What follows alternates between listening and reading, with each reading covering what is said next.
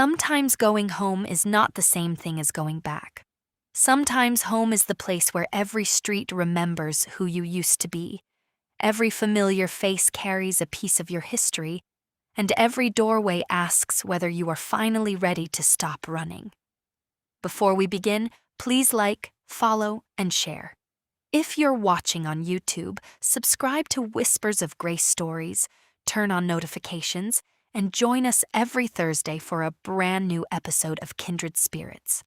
When today's story is over, tell us in the comments, could you return to a place where people remembered the worst season of your life? Hours earlier, before sunrise, Essence Matthews had awakened in the unfamiliar silence of her new apartment and let memory carry her backward through years she was still trying to understand. At some point, exhaustion had pulled her back into sleep. When the alarm sounded at 9:45, the memories scattered, and Sunday morning was waiting. Essence reached toward the nightstand and silenced the alarm. For a moment she stared at the ceiling, then she remembered. Church. Her family's church. The place she had not walked into in nearly 3 years. "What was I thinking last night?" she murmured. The apartment was still half unpacked. Boxes lined the wall, clothes rested over the back of a chair. Her purse sat where she had dropped it after the movers left. The place looked like someone had arrived, but had not yet decided whether she intended to stay. Essence understood the feeling. The night before, she had told her mother she would pick the boys up this afternoon so they could see the new place and help her unpack. Even saying the words had made her emotional. Her sons had grown while she was busy surviving her own choices. Today, she would see them in a home that belonged to her again. But first, she needed to do something for herself. She needed to go to church. Essence got up, showered slowly, allowing the hot water to wash away the heaviness of the night before. Then, she stood in front of the mirror and studied the woman looking back at her. She dressed carefully in a tailored skirt suit, a printed blouse, and black heels. The clothes were reminders of a more luxurious life, but she refused to let them define the woman wearing them. She applied light makeup and stopped. Her eyes looked tired but clear. "Thank you, Lord," she whispered. Her voice cracked. "I could not have done this without you." For months, she had prayed to be delivered from a life she once begged for.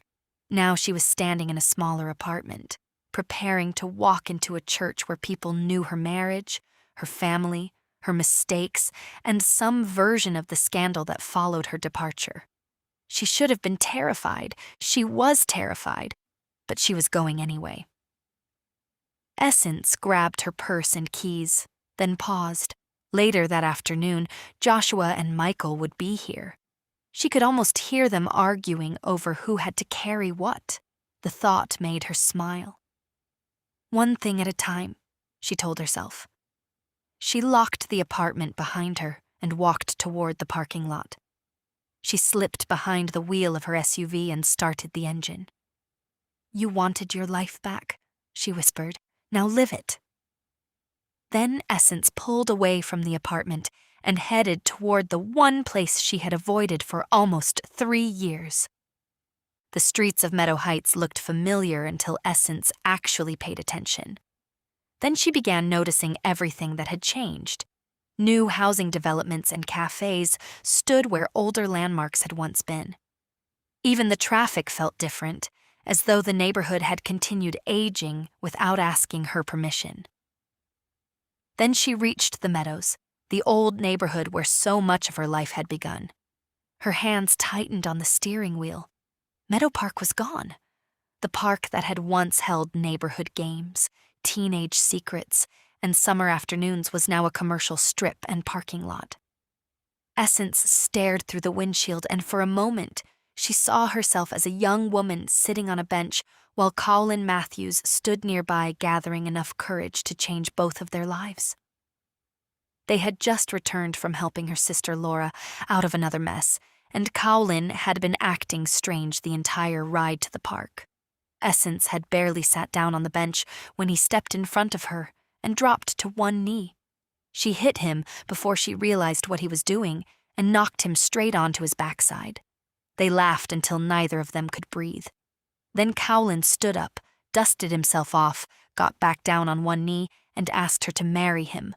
No expensive restaurant, no hidden photographer, no dramatic speech, no ring.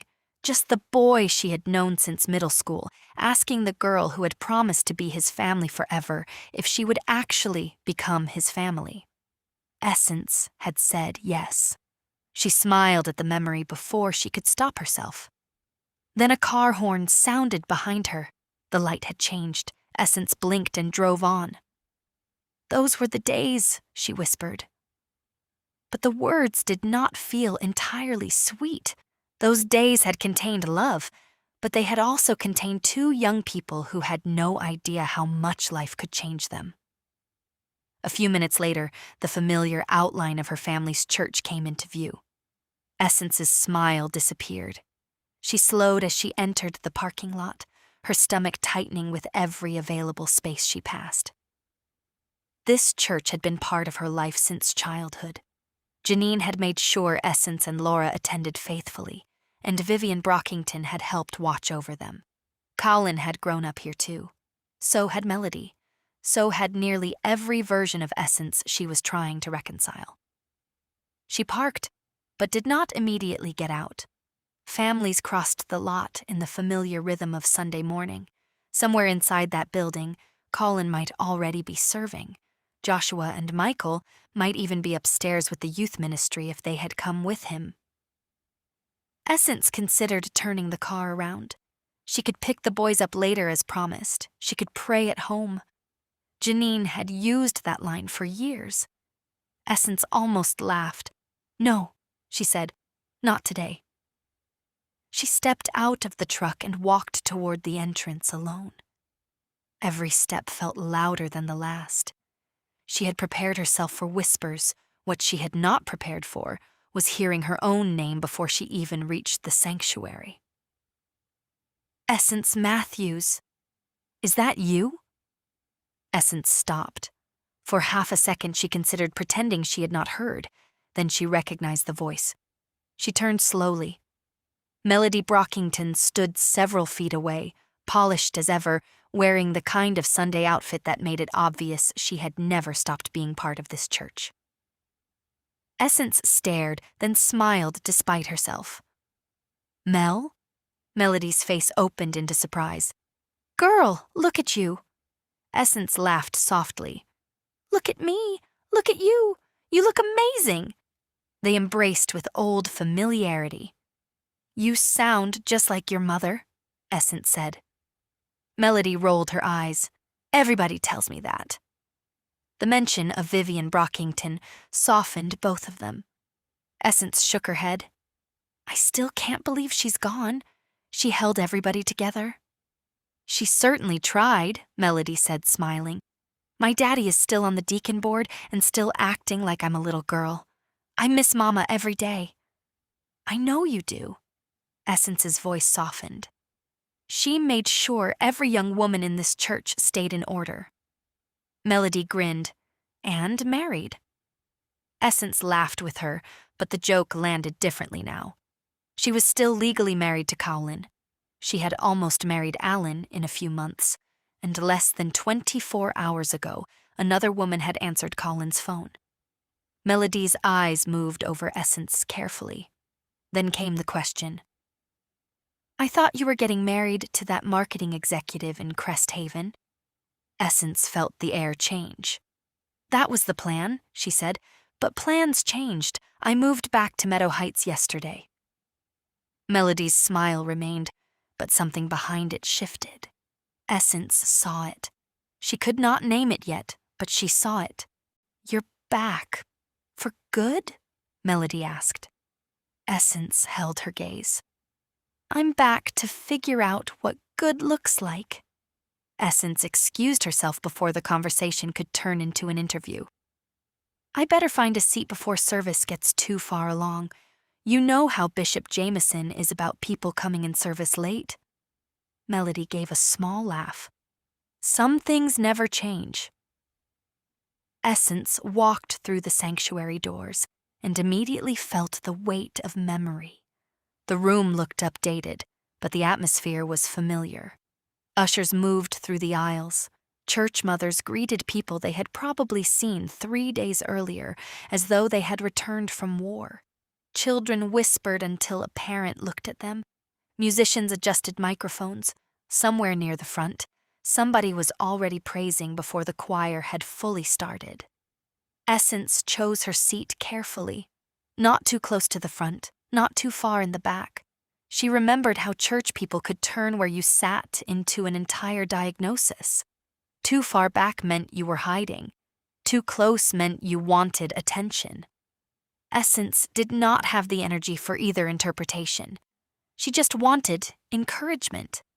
She sat down and kept her eyes forward.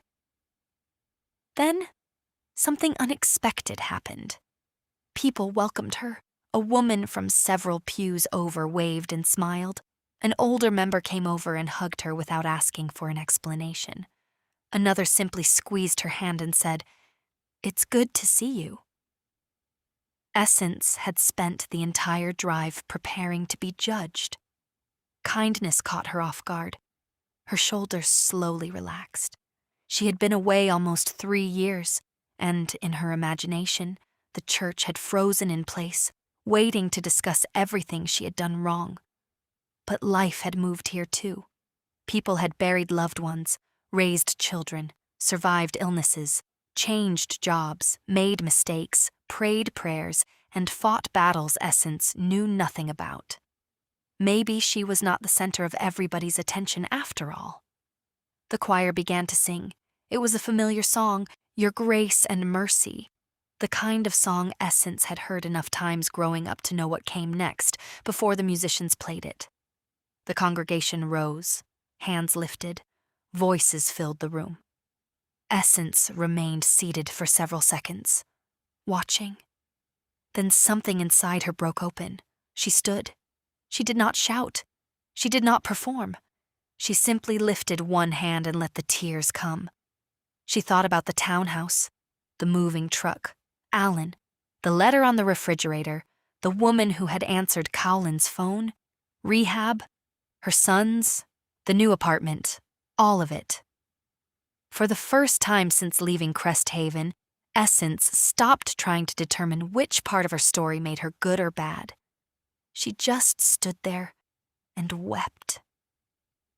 A few rows away, Melodee Brockington was having a very different experience. She had returned to her seat after speaking with Essence, but she had not returned to peace. Essence Matthews was back in Meadow Heights, not visiting, not passing through, back. Melodee told herself that her concern was about Kaulin, and some of it was. She remembered the seasons after Essence left. She remembered Kaulin coming to the Brockington home with Joshua and Michael, sometimes for dinner, sometimes because he needed somewhere familiar to sit. She remembered the pain he tried to hide from his sons. Her father had always treated Kaulin like family, especially after Kaulin's grandmother died when he was in middle school. Melodee had watched Kaulin survive what Essence's departure had done to him. Somewhere along the way, Melodee's concern had changed. She had become protective of him, then hopeful, then quietly possessive of a future Kaulin had never actually promised her. In Melodee's mind, Essence had surrendered her place when she walked away. She had chosen Crest Haven. She had chosen another man. She had left Kaulin to raise their sons and explain a broken home he did not create alone. Melodee did not believe Essence should be able to return and simply step back into the center of his life because she had finally changed her mind. Then Melodee caught herself. Changed her mind? Essence had never said she wanted Kaulin back. That realization should have calmed her. It did not. Melodee slipped her phone from her handbag and called Kaulin. It rang, then went to voicemail.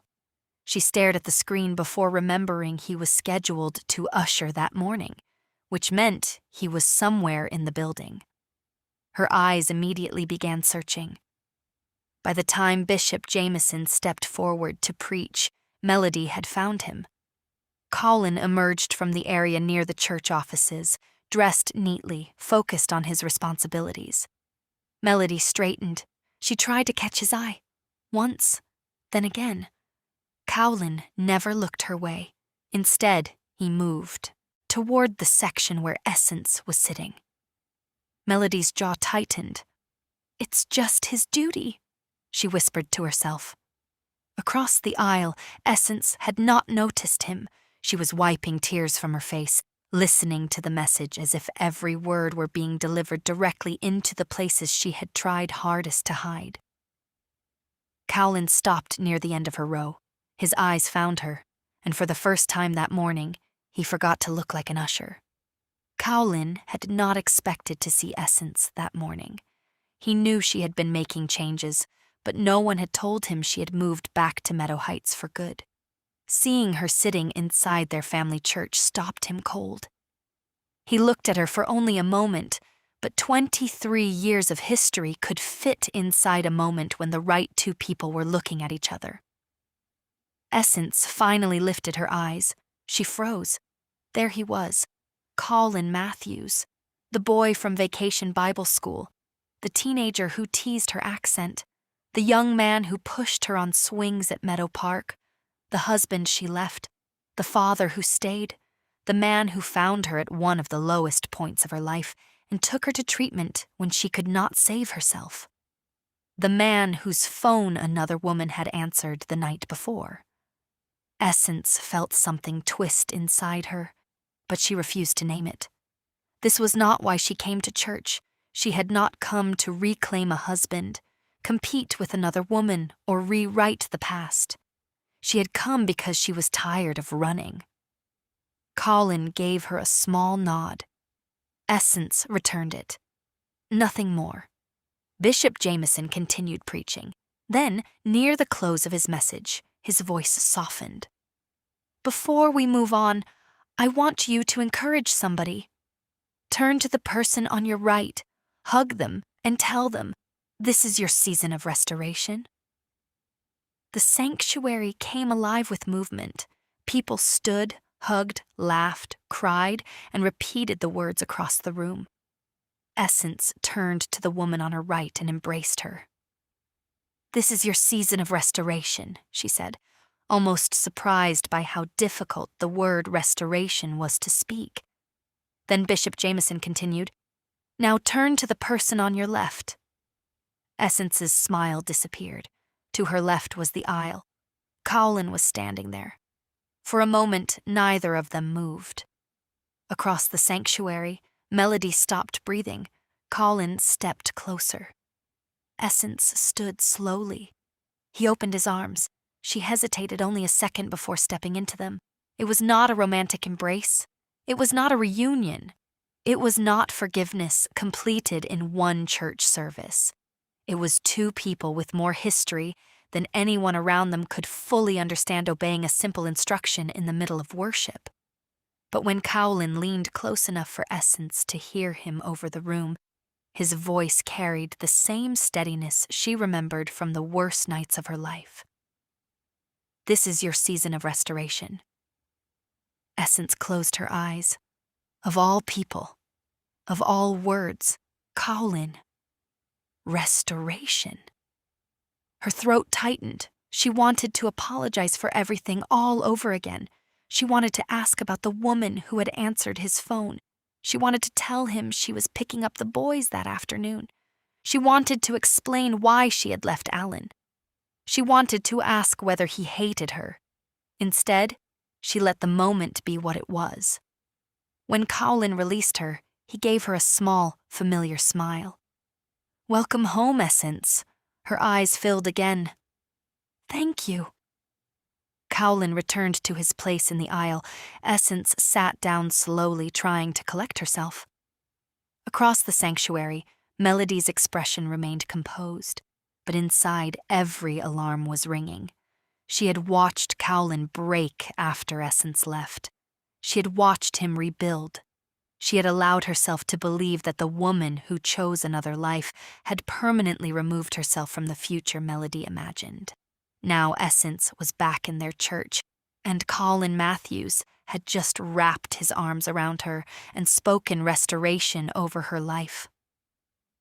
"You have got to be kidding me," Melodee whispered. Essence never heard her. She was staring toward the pulpit, unaware that her return had already disturbed more than one carefully arranged future. In a few hours, she would pick up Joshua and Michael and bring them to her new apartment as promised. She would open boxes, laugh with her sons, and try to build something ordinary out of the wreckage she had left behind. But ordinary was no longer possible, because coming home had placed Essence in the same town as Kaulin, the same church as Melodee, and the same unfinished history she had spent years trying to escape. She had left Allen believing the hardest part was finally over. It wasn't. Leaving was only the first act of restoration. Now came the part where everyone had to decide what healing actually required. Before you go, please like, follow, and share Kindred Spirits with someone who loves emotionally driven drama. If you're watching on YouTube, subscribe to Whispers of Grace Stories and join us every Thursday for a brand new episode. Then, tell us in the comments, was Melodee justified in feeling threatened by Essence's return? Essence came home looking for healing. She never expected her unfinished past to be waiting for her in the aisle.